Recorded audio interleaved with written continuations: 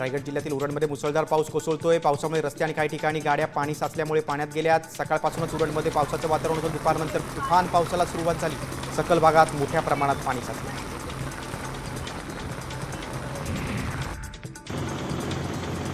पिंपरी चिंचवड शहरामध्ये देखील दमदार पाऊस झाला। आयटी पार्क हिंजवडी या परिसरात आपण बघतो की किती मोठ्या प्रमाणात पाणी साचलंय। हा सगळा परिसर हा वॉटर पार्क झालाय। काही मिनिटं आलेल्या दमदार पावसामुळे हिंजवडी परिसरातील रस्ते पाण्याखाली गेले। काही ठिकाणी मोठ्या प्रमाणात पाणी साचल्यानं दुचाकी देखील वाहून गेल्यात। पावसाळ्यापूर्वी हिंजवडी परिसरामध्ये ड्रेनेज लाईन आणि नाली सफाईचं काम योग्य पद्धतीनं झाल्यानं पाणी साचल्याचा आरोप स्थानिकांनी केला।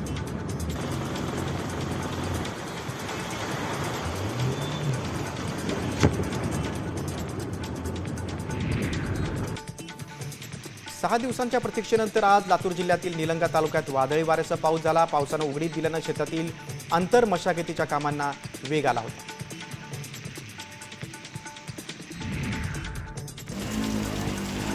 अवघ्या तासाभराच्या मुसळधार पावसानं कल्याण डोंबिवली महानगरपालिकेच्या नाले सफाईची फुलफोड झाली आहे। डोंबिवली पश्चिमेकडील अनेक रस्त्यांवर जवळपास गुडघाभर पाणी साचलं होतं। या रस्त्यावर दरवर्षी पावसात मोठ्या प्रमाणात पाणी साचतं, मात्र महापालिकेचं दुर्लक्ष होत असल्याची तक्रार स्थानिक नागरिकांनी केली।